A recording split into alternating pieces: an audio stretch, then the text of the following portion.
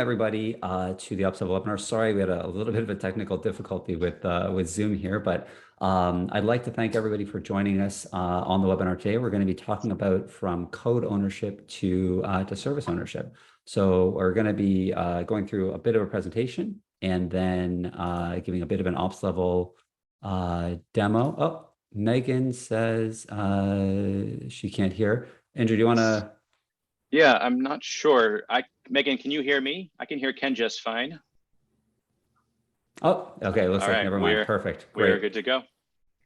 So let me pull up our presentation here and we'll get started.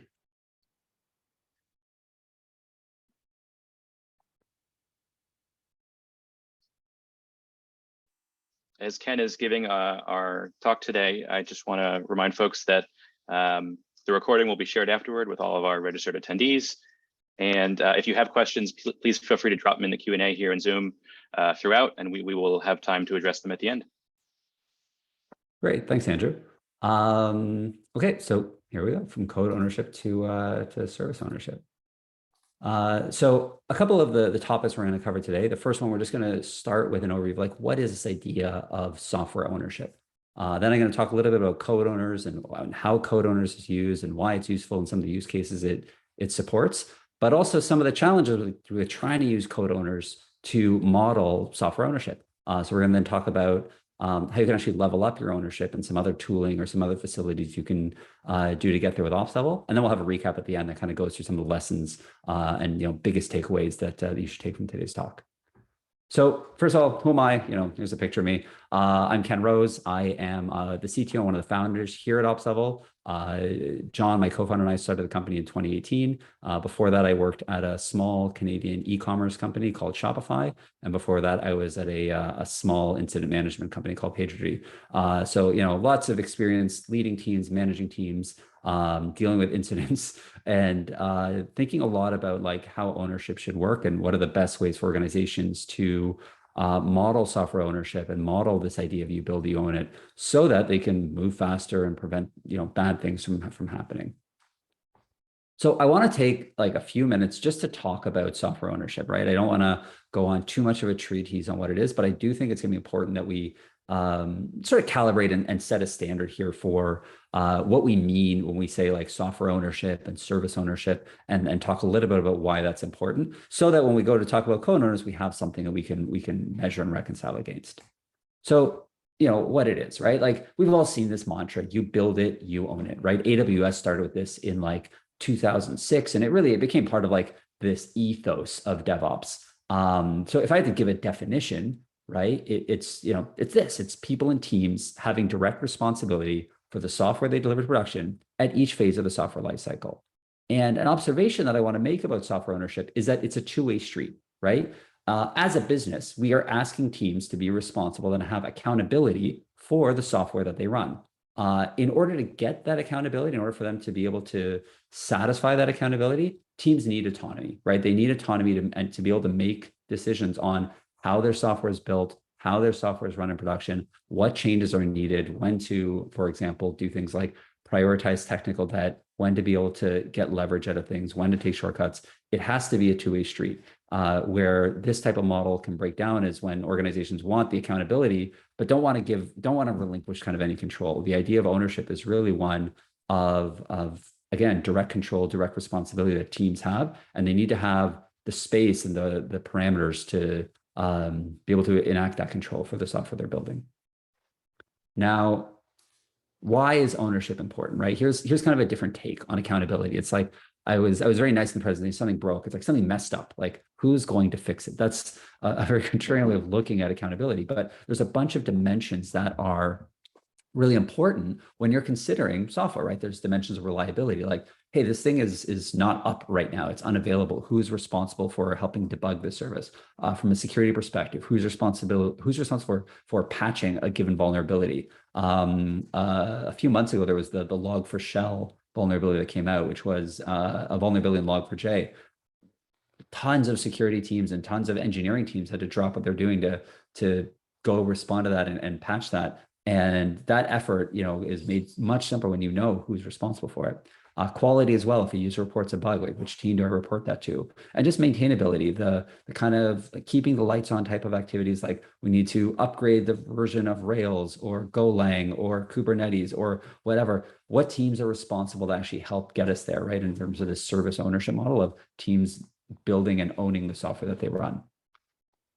Now, another thing that I want to chat about is, what happens if you don't take care of those things, right? This is why ownership matters. Like, if you don't take care of these things, let me go back, like reliability, security, quality, you're going to have a bad time. Like you're going to have increased downtime. You're going to have outages. Your engineers are going to go through a lot more toil and reactivity. The quality of your software and the experience your customers have is going to be lower.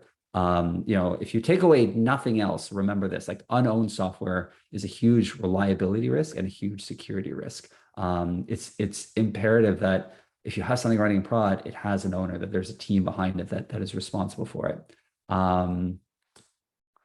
Now, I want to also talk about, related to ownership, this idea of what those responsibilities are. Like, I'm going to make a claim here. Software owners require clear guidance on what they're actually responsible for. And I want to tie that back to this idea of autonomy. So to be a software owner, you need to, first of all, know what services you're actually responsible for. Like, I have seen it more times than I care to admit, where there's some capability or some part of a product domain that it's actually unclear, who owns it, or it's thought that maybe one team owns it, but that team is like, oh no, we don't own that. We thought that was this other team. And there isn't clarity on who is responsible for what. There's also in terms of guidelines and what they're responsible for is, well, which concerns are actually important, which problem statements, which non-functional requirements are actually the important ones that teams should be looking at, right? We talked about, things like reliability and security and quality and maintainability, and there are others, but let's say reliability, I'll pick on that for a sec. So reliability is important. If that's the only guideline we give, should we make everything have 100% uptime? Probably not. Targets need to be quantifiable. And that's just on the problem statement side. Then there's also, well, what actions are important? If some metric isn't being hit properly, let's say that you are out of your SLO, or your test coverage is too low. Cool. What should a team do in that case, and how do you have some consistency there?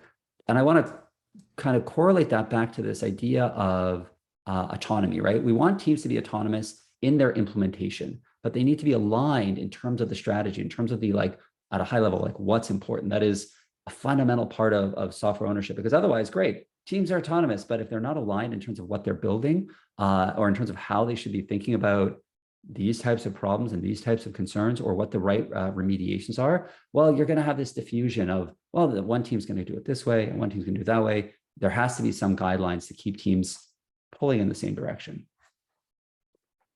So with the backdrop now of kind of software ownership, I want to change gears a little bit and talk about code owners. And code owners, and kind of this idea of mapping ownership of repos, is a starting place that a lot of companies use, right? It's a very organic starting place. We already have code. You're probably using GitHub or GitLab. They support code owners as a mechanism. And so it seems like a very natural place to start to try to track who owns what. And we'll go through what code owners is and what use cases it solves for, but it's not a full solution. So let's go. So first of all, let's just talk high level what code owners is. It's just a file, right? It's a file that lives in your repo. Generally lives in the root of your repo. Depending on which vendor you're using. For example, on GitHub, you can also put this in a .github directory if you care to. It's rule-based. So, the idea is you can associate different paths in a repo with different owners. And I'll show an example in the next slide to kind of make that more concrete. But it supports all this magical, wonderful stuff. It supports wildcards, it supports globbing, and code owners itself is well supported, right? It is supported on GitHub, GitLab, on Bitbucket. There's a plugin to be able to get code owners. JetBrains released their new Spaces thing. It supports code owners. Azure DevOps doesn't support code owners, but it does support, I'm trying to remember the name of the feature, required reviewers. And it is similar kind of workflow, but not as a config as code kind of thing.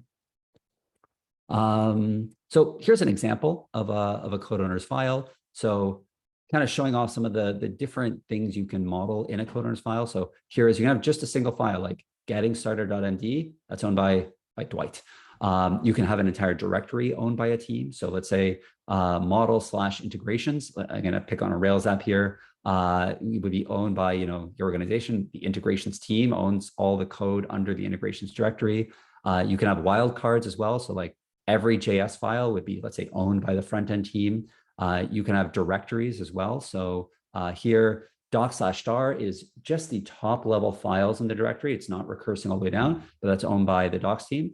And if you wanted to have that recursion, okay, great, there's globbing as well, right? So like doc/star and all the markdown files and any directory one level below, that's also owned by the docs team. A couple notes, right? The rules are pretty analogous to .gitignore. It's a very Git oriented way of solving this problem of mapping ownership. I didn't show it here, but you can actually specify multiple users or groups. So, here I have like just the docs team. You could have docs team and front end team, let's say, owning both of, and both of those teams would be pinged when a file changes here. And another important note is that the last matching rule wins. So again, in this case, I have here the docs team twice, but you can imagine a world where there was a file, actually these are orthogonal because it's startmd, but if you had two rules that mapped the same thing, actually here's one. If there was a JS file for whatever reason in the docs directory, this rule would apply to it because docs team is the later rule, even though it also matches start.js and pinging the front end team. So something to consider when you structure your code owner's file. Now, this file format, it's like super versatile. Like this lets you slice and dice your repo. You can go by file type. You can go by directory. Again, you can have multiple teams and groups. Like you can do a lot with this. But the primary use case that it supports is really code review, right? For an owner, like for somebody who is one of those owners of a particular part of the repo, there's this nice setting. This is in JetBrains Spaces, but like require approval from code owners. It's a way of gating pull requests or merge requests. Similarly, here's the same settings preference, but in GitHub, right? Require review from code owners. And this is a setting that you can have on the repo. And again, it lets owners gate changes to the code they own. And for the other contributors, so if you're not an owner, but you're making a contribution, well, this gives insight into who actually is gating my PRs, who's actually responsible for giving me a review or looking something over, talking with me before the code, kind of gets merged into main. This is, again, GitLab's UI, and you can see here, like, okay, the readme.md needs one reviewer, groups, there's like multiple things that needed the same reviewer for readme and then another group here. And you can wait for your approvals to come in or maybe ping people on Slack. So I want to talk now about maybe some of the pros and cons if you're trying to use code owners for software ownership, right? Which we talked about in the very beginning. So some pros, first of all, is like for code review, code owners is great. It's what it was purpose built for, right? It's clear to developers who need to approve changes, right? We have kind of this view here. And it's also config as code, right? Like it is a very developer first, developer oriented way of solving this problem. Developers are used to a flow where they write code, they create a pull request or merge request, they ask for changes, it gets merged. Great, code owners is just a file that lives in the repo and goes to that same kind of GitOps workflow. Now, some of the cons though is that if you're not a developer, code owners actually isn't a great mechanism to answer the question of who owns this repo, right? If you are somebody in customer success or support or compliance or a legal team or some other non-developer and you need to know who owns a repo, it's difficult to like go into the repo and start having to parse out, okay, in this particular directory is this team and I'm going to go try to find them and figure out who to talk to.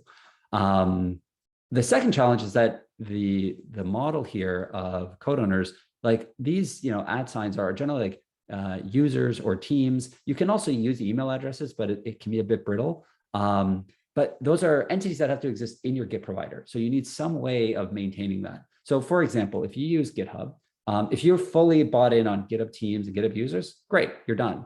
But a lot of organizations will have their definition, their kind of authoritative definition of their teams and groups and users in something like an HRIS or in something like Okta. And then you need some way of synchronizing that context into GitHub or into GitLab so that there's kind of like one source of truth that's permeated out.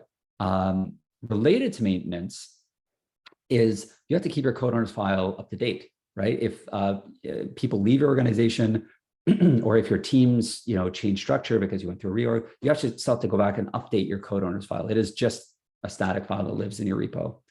And the final challenge here is that software ownership is more than just repo ownership, right? We talked before around software ownership requires guidance. It requires some guardrails to let teams know what their responsibilities are, what they should be doing. As well, there's more to software than just code. Code is kind of like, in the shift left perspective, it's like the very leftmost part of the pipeline. But you also have your containers and images, you have deployment pipelines, you have infrastructure, you have costs associated with that infrastructure. There is reliability, and basically the entirety of everything that happens after code, everything that happens after deployment in your production pipeline is part of this much larger umbrella of software ownership. And that extends way beyond just repo ownership. So what would be some complementary solution? Code owners, again, is great. Like, it solves very well the problem of, I need a review from another developer who knows and has context on this part of the code. But how do we get that a larger answer to something around software ownership? Is there a solution that can provide all of these points? We still want to have some granular control. We want it, integrated into developer workflows. We want it, though, accessible for non-devs, right? That was this point here. Like, we want to be able to support our friends in customer success, or in sales, or in legal, or in compliance. We want to have flexibility so we can own other things beyond just repositories, because that's only the very leftmost part of the software development lifecycle. And we should have some way of having guidance and responsibilities. And I put a footnote here.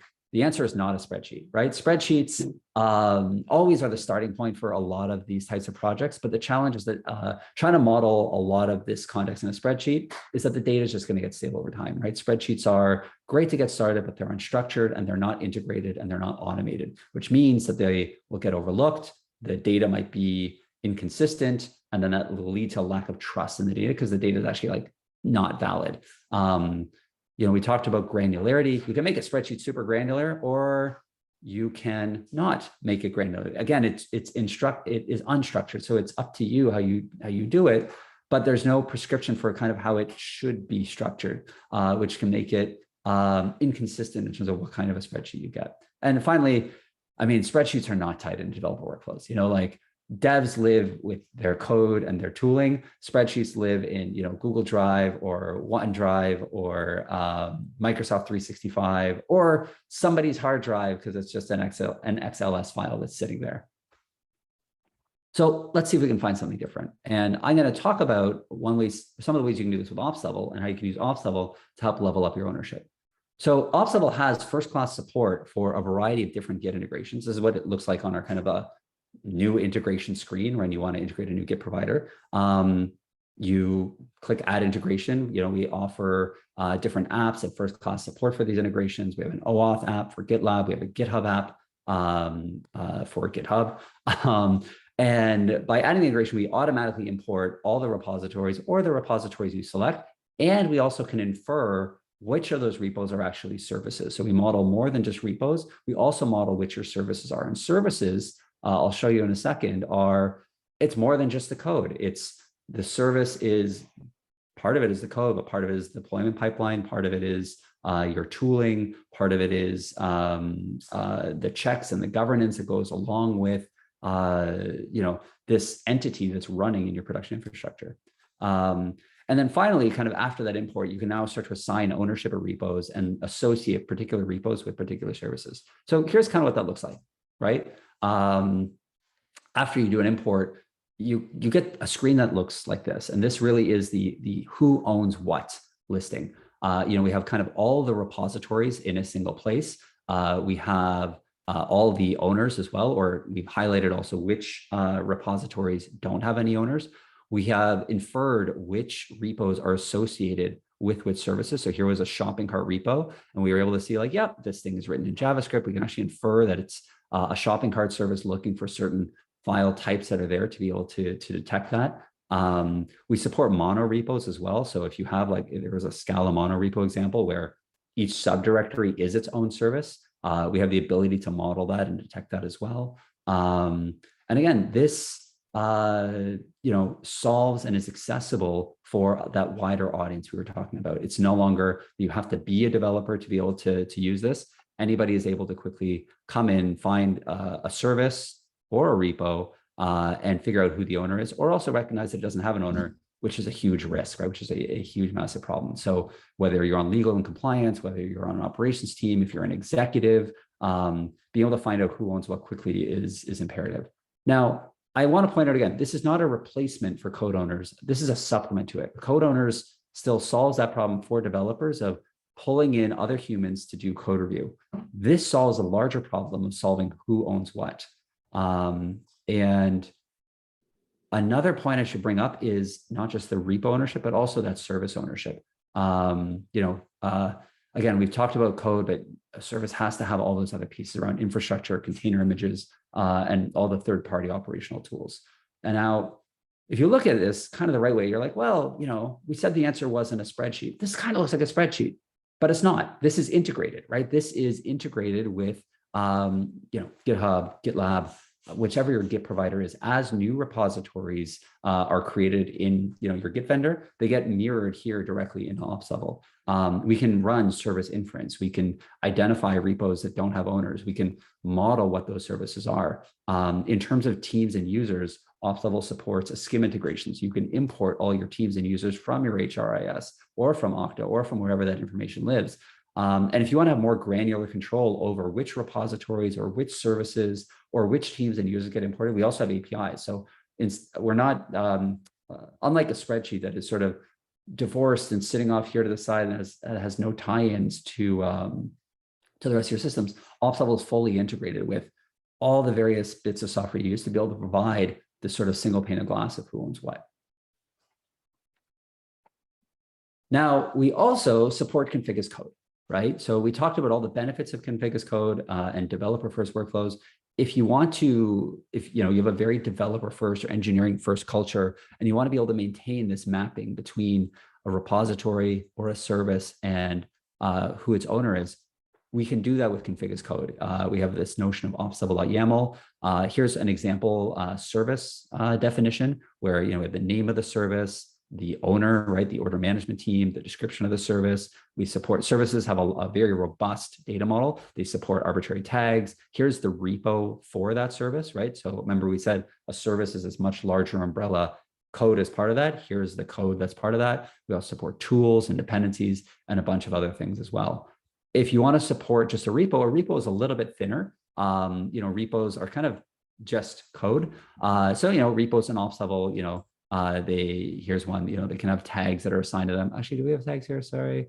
No, this is a language. No, I don't have tags on the screenshot. Sorry, but repos can have tags in OpsLevel, and you can define those through config as code. They have an owner, they have a tier to give some indication of the criticality of it. But again, it's the wonder of config as code. You can manage a lot of this content through your repositories and have your developers maintain this info using config as code, but it's synchronized back into OpsLevel, back into a single plane that if you're not a developer, you can still quickly answer who owns what and find out who to go talk to about something. Now, we also talked around this idea of governance or guidelines that you want to give. And one way of achieving that in OpsLevel is with checks, right? Checks really are a power tool for providing that guidance on how a service should be built, how repos should be structured, what those contents should look like to enforce some consistency or to encourage some consistency across the board, across your entire organization. So we support all kinds of checks on repositories. Specifically, we can look at particular properties of a service. We can ensure branch protection is enabled. We have these checks around, we call them the repo file and repo search checks. We're releasing something new, and I'm going to give a demo of this in about 30 seconds, the repo grep checks. But things that you can verify are things like, do you have a code owner's file across all of your repos? We can look for specific library versions in use. Are you using a particular version of Rails or Django or Log4j? We can look at specific configuration values. And we can also look at, I'm going to call it the existence or lack thereof of certain files. So for example, you might want to ensure that you don't have like a secrets.json that was accidentally committed, right? You should have that in your git ignore, but you can also enforce that and verify that with OpsLevel. You can also ensure things like you don't have the string jQuery in your source, because who's using jQuery in 2022? I'm kidding, some people still do, but some mechanisms of enforcing consistency across your repos. So let's actually do a quick demo of that. So I have here, this is OpsLevel, right? This is our service list. You can kind of see the list of services. And I'm gonna actually first, before going there, I wanna go into a rubric. Actually, you know what, let me do this. I'll put the rubric here. So these are all the different checks that appear in this particular account. And some of the ones I wanna look at is checks in terms of a rubric. For some background, there are different levels that a check can exist at. So here we're using the medaling system of bronze, silver, and gold, and checks also exist in a category. So like, for the security category, a bronze level service needs to have these things defined and these things done. Now, one of the ones I want to hone in on here that I know is a repo check is this one here. It's a quality one. We want to ensure we don't log passwords. This is a check that's only applying to Ruby services. And I'll edit it so we can actually see what that looks like. It's owned by the security team, right? All newly generated Rails projects should have this initializer. So this is a repo check that's looking at this particular path: config, initializers, filter param, logged.rb. It's only going to look at this path for Ruby services, right? It would make sense to look at this for a service written in JavaScript. And it's looking to see that that file contains this particular line, right? ruby.config.filterparams, has passwords. So we're not accidentally logging passwords in a Rails application. And well, let's actually see that in action. So this itself is the check, and it's applied to all the Ruby services. I'm going to pick on a Ruby service. So here's the shopping cart service here. And does it show? Yeah, it's using Rails. Oh, here it is. It's a Ruby service. So let's actually click on it. This one should be having this check applied. Whole bunch of tabs in OpsLevel that shows, what the service is and some notes behind it. But I'm going to click on our maturity report to see that check. Here, this particular service is in silver. It's passing all of these checks that are in that bronze level, right? All the checks that were for Ruby services here in this bronze level are passing. But again, I want to pull up, here's we don't log passwords. Let me edit it.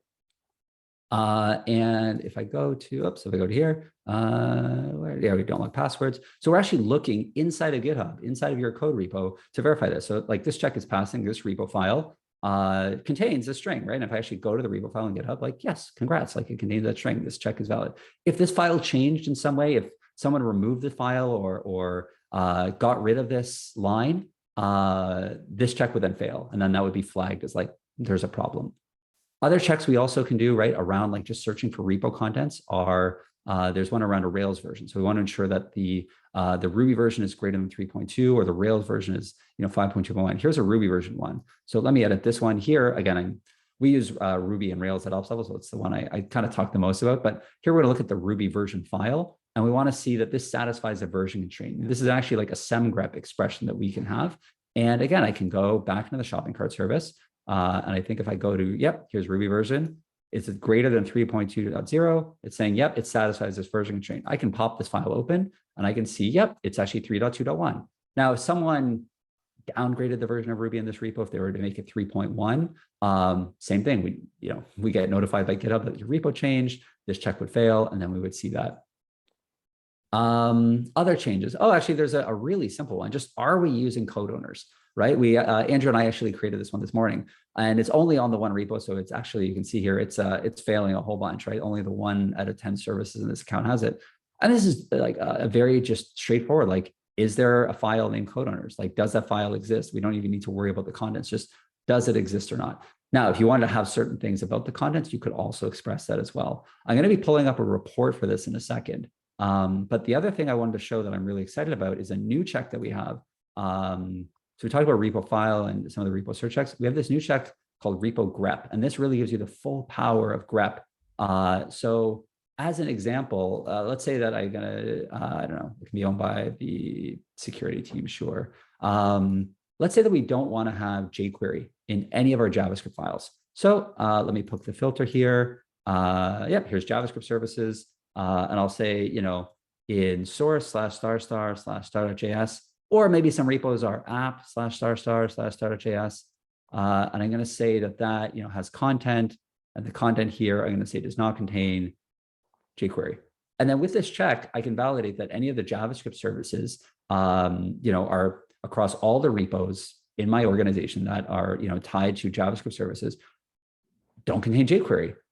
This is also really powerful because we might say, jQuery is allowed in your tests, but not in kind of your source, your application. So we give you a lot of versatility. Again, the mental model, a good mental model here is thinking of this as you have the full power of grep, but it's super efficient and running across all your repos all the time on every single PR. Another example that we have from one of our customers is they want to ensure a values.yaml is defined in a Terraform repo.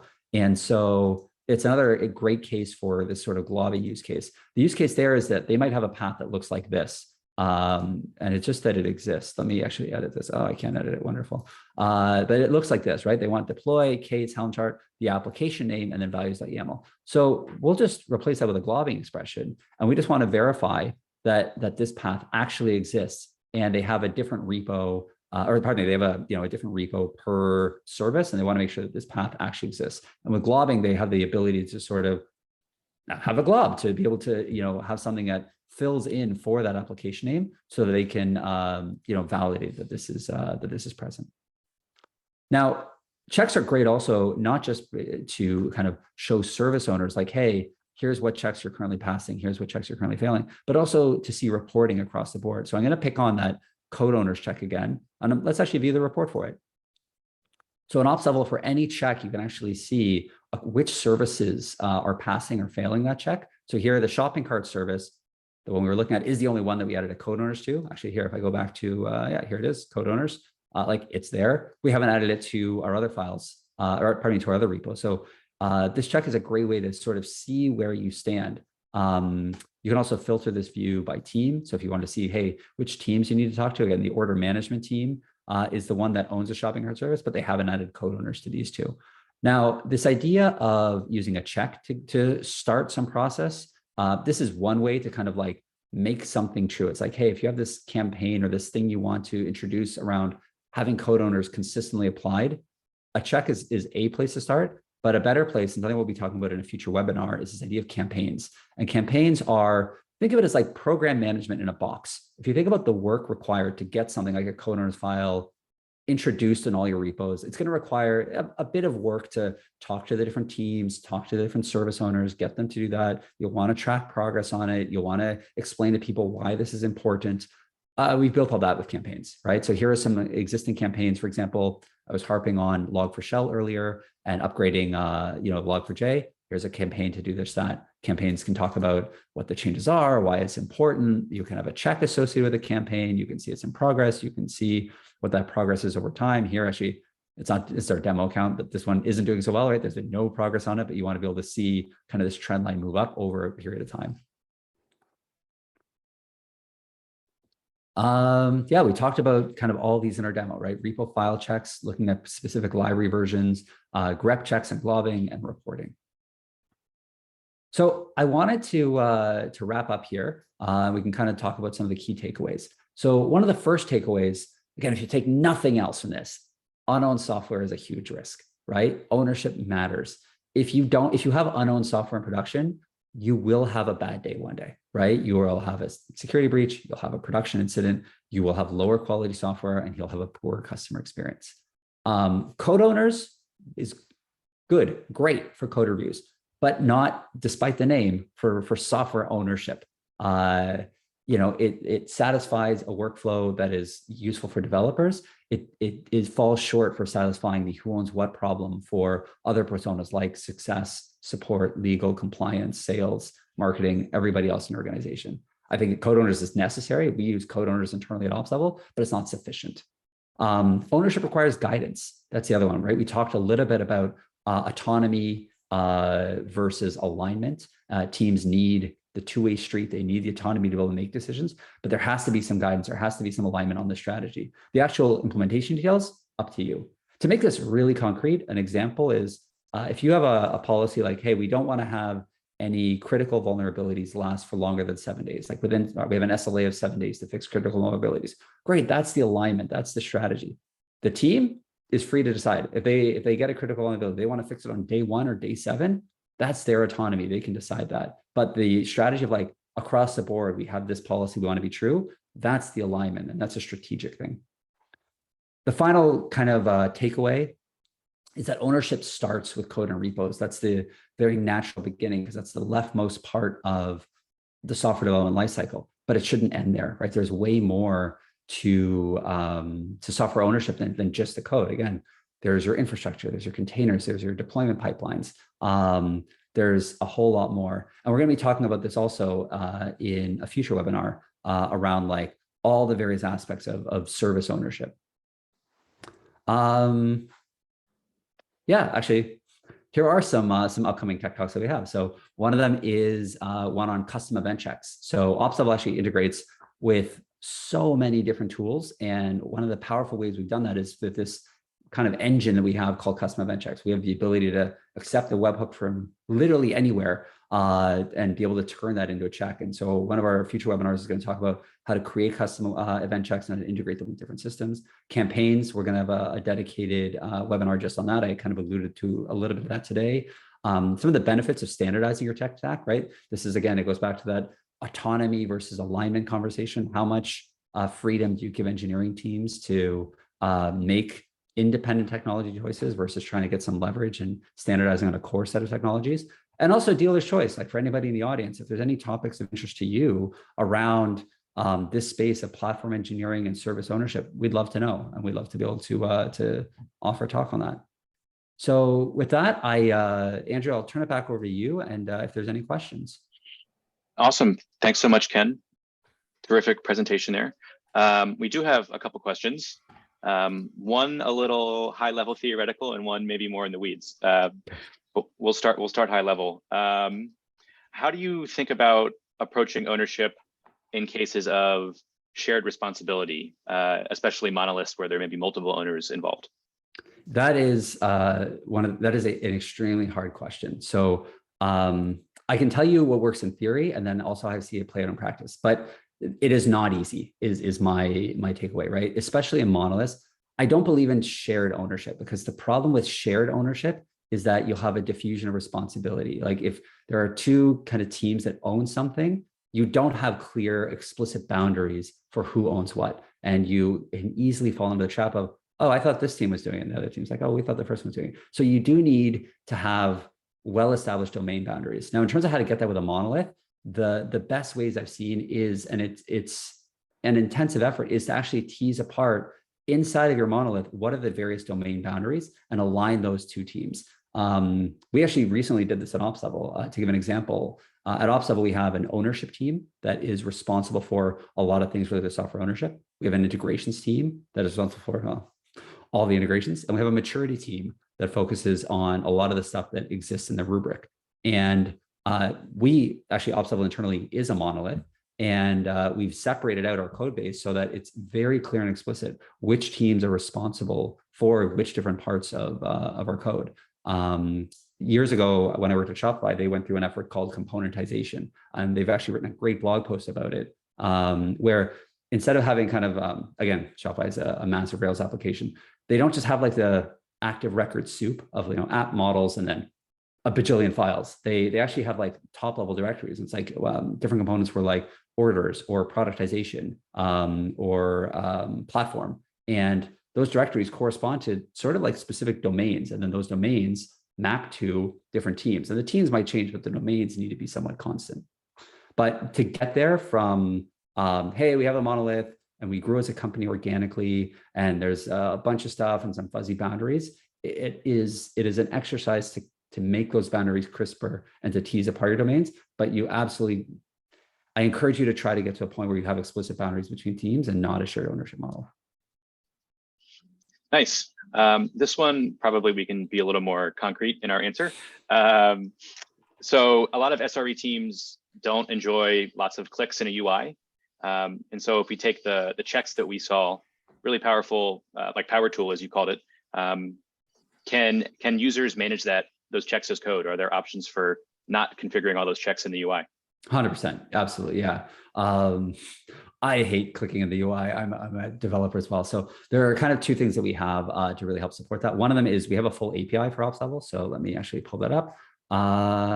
It's in graphical. And so pretty much everything you see in the OpsLevel UI, you can power through the API. So for example, here's our mutations. We can create and end campaigns and delete them, reminders. We can create new categories for the rubric. There's a bunch of checks, like here's creating a custom event check. Here's deleting a check, branch protection checks. If I go to the rubric for a second, yeah, if I say add check here, like pretty much all these different check types exist as API endpoints. Now, to go a step farther, we also have a Terraform provider that uses this API. And you can see that at github.com/OpsLevel and Terraform provider OpsLevel. I believe we are part, yep, here we're in the Terraform registry, right? So you can kind of see us here, we provide a bunch of examples usage of like what our resources are, but our resources are like, teams and services. A lot of teams get the most value out of managing checks. We support a bunch of, again, different ways of getting service info. And we talked about config as code with OpsLevel at YAML. If you care to, you can also use config as code using Terraform. You can define services with Terraform that will use OpsLevel's API, or you can just click, or you can rely on the integrations we have with Kubernetes and Git to be able to populate a lot of this as well. Awesome. Thanks so much, Ken. I think that's it for questions. So we'll wrap it up there. Thanks everyone for joining us today. We really appreciate you making the time to hang out with me and Ken. And hopefully you learned a little bit too. As we said at the start, we will share the recording with all the registered participants. So keep your eyes peeled for that in the coming days. And yeah, as Ken highlighted there at the end, if you have interests or questions or thoughts about future webinar topics, we would love to hear them. So you can find us at opslevel.com and send us some suggestions. Thanks again, everybody. Bye-bye. Thanks, folks. Bye.